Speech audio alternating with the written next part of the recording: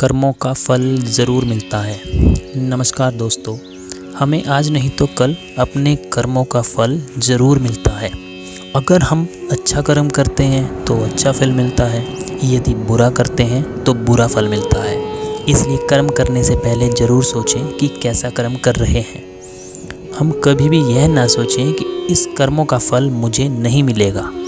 ऐसे एक नहीं लाखों उदाहरण हैं जिसने जैसा कर्म किया है उसको वैसा फल मिला है। इसलिए कभी बुरा कर्म करना तो दूर, उसके बारे में सोचे भी नहीं। मैं आज आपको दो सच्ची कहानी सुना रहा हूँ जिसमें दोनों व्यक्ति अपने कर्मों का फल भोगते हैं। एक को 20 साल बाद उसके कर्मों का फल मिला। देर से ही सही, लेकिन कर्मों का फल मिलता ज़रूर है। पहली कहानी सुनते हैं। एक मछली लेने के कारण एक हाथ काटने पर। आपको ये कहानी सुना रहा हूँ। इसमें एक व्यक्ति मछली पकड़ रहा था। मछली पकड़ा ही था कि तभी एक दबंग व्यक्ति पहुँच गया। वह बहुत बदमाश था। उसने उस मछली वाले से मछली छीन ली और लेकर चला गया। दबंग व्यक्ति मछली लेकर जब जा रहा था तब वह मछली जिंदा ही थी। उस मछली ने उस दबंग व्यक्ति के उंगली में काट लिया। कुछ दिनों बाद दबंग व्यक्ति को इतना दर्द होने लगा कि वह डॉक्टर के पास गया। डॉक्टर ने कहा, तुम्हें यह उंगली काटना पड़ेगा या तुम्हें यह उंगली कटवानी पड़ेगी, क्योंकि इसमें जहर फैल चुका है। मजबूरी बस उस दबंग व्यक्ति ने उंगली कटवा ली। 1 महीने के बाद उस दबंग व्यक्ति को फिर से बहुत ज़ोर से दर्द होने लगा। उस व्यक्ति ने पुनः डॉक्टर के पास जाकर पूछा तो डॉक्टर ने कहा, घाव तो आगे बढ़ गया है, तुम्हारा पंजा काटना पड़ेगा। मजबूरीवश उसको पंजा कटवाना पड़ा। कुछ समय बाद उस व्यक्ति को हाथ में फिर दर्द होने लगा और व्यक्ति डॉक्टर के पास गया।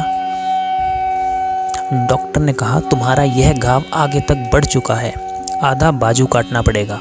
वह दबंग व्यक्ति को ना चाहते हुए भी अपना आधा बाजू कटवाना पड़ा। उस डॉक्टर को कुछ समझ नहीं आ रहा था।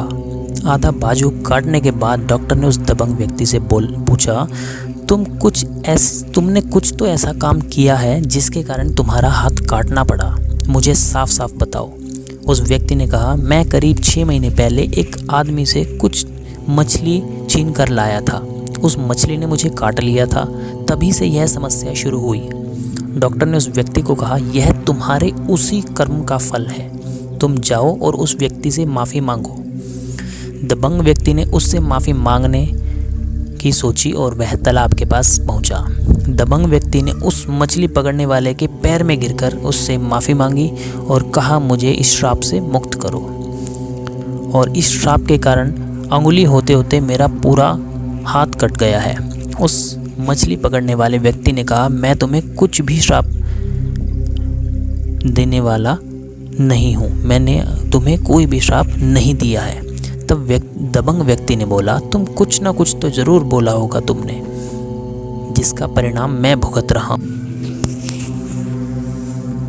तब वह मछली पकड़ने वाले व्यक्ति ने कहा, तुमने जब मुझसे अपने दबंगपन से मछली छीन ली, उस वक्त मैंने ईश्वर को कहा, हे ईश्वर, यह अपना ताकत मुझे दिखा रहा है, तुम बस अपना ताकत इसे दिखाना, बस इतना ही कहा था। आई होप आपको ये स्टोरी पसंद आई होगी, तो ज़रूर लाइक प्रेस करें। इस प्रकार दोस्तों, हम गरीब असहाय अपने से कमज़ोर लोगों को परेशान कर सकते हैं, लेकिन जब ईश्वर अपनी ताकत दिखाने लगता है और बुरा करना शुरू करता है, फिर उसका इलाज कहीं भी और किसी के पास भी नहीं होता।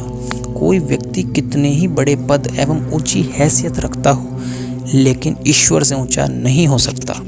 इसलिए हमें कभी भी बुरा कर्म नहीं करना चाहिए। कभी भी किसी गरीब एवं निर्धन लोगों को सताना नहीं चाहिए। आज नहीं तो कल बुरे कर्मों का फल जरूर मिलता है। दूसरी स्टोरी सुनते हैं। 20 साल बाद बुरे कर्मों का फल मिला। इसी कर्मों का फल से संबंधित एक दूसरी कहानी बता रहा हूँ। 1893 ईस्वी की बात है। फ्रांस में एक हेनरी नाम के व्यक्ति ने एक लड़की से प्यार किया। प्यार करने के बाद उसने उस लड़की को धोखा दे दिया। उस लड़की ने अपने भाई को बताया। उस लड़की के भाई ने हेनरी को मारने की सोची। उसने हेनरी पर बंदूक चलाया। बंदूक की गोली एक पेड़ में लग गई और हेनरी गिर गया। लड़की का भाई समझा कि हेनरी को गोली लग गई है और वह मर गया है। लड़की के भाई ने अपने आप को गोली मारकर अपनी भी जान ले ली। जब उस लड़की को यह पता लग गया कि हेनरी और उसके दोनों भाई और उसका भाई दोनों मर गए हैं, लड़की ने भी अपने आप को गोली मारकर हत्या कर ली। इस घटनाक्रम के 20 साल बाद जब हेनरी को घर में फर्नीचर के लिए कुछ लकड़ी का काम पड़ा, वही पेड़ जिसने हेनरी की जान बचाई थी, उसे काटकर फर्नीचर बनाने की हेनरी ने निर्णय किया। लेकिन वह पेड़ इतना मजबूत था कि उसे नहीं काटा जा सका। तब उसको किसी ने सुझाव दिया कि इस पेड़ को बम से उड़ा दिया जाए। जैसे ही बम फटा, 20 साल पहले उसके अंदर घुसी गोली निकली और हेनरी के सर में लग गई और हेनरी मारा गया। कर्मों का फल देर से हो सकता है, लेकिन मिलता ज़रूर है, भोगना ज़रूर पड़ता है। इस प्रकार देर सवेर हमें अपने कर्मों का फल जरूर। यह न सोचें मुझे कौन क्या कह सकता है, मेरा कोई क्या बिगाड़ सकता है, मैं कुछ भी कर सकता हूँ। इन दोनों कहानी से आपने क्या सीखा? हमें कभी भी ज़्यादा घमंड नहीं करना चाहिए। दूसरों को सताना या दूसरों को का बुरा करना कभी नहीं सोचना चाहिए। प्राचीन समय में लिखे महाग्रंथ गीता एवं रामायण में इसी बात पर जोर दिया गया है। रावण बहुत प्रतापी एवं बलवान था, लेकिन दूसरी स्त्री को अपहरण करके लाने के कारण उसका पूरा वंश का नाश हो गया। धृतराष्ट्र के 100 पुत्र एक से बढ़कर एक वीर और महावीर थे। कौरव की सेना विशाल थी, महायोद्धा कोई अमर था, तो किसी को इच्छा मृत्यु का वरदान था। फिर भी सभी साथी मारे गए क्योंकि उसने पांडवों के साथ बुरा किया था। इसलिए हमें कभी भी किसी के साथ बुरा बर्ताव नहीं करना चाहिए। हमें हमेशा अच्छा कर्म करना चाहिए। भगवान श्री कृष्ण ने गीता में लिखा है, जैसा कर्म करेगा वैसा फल देगा भगवान। यह गीता का है ज्ञान।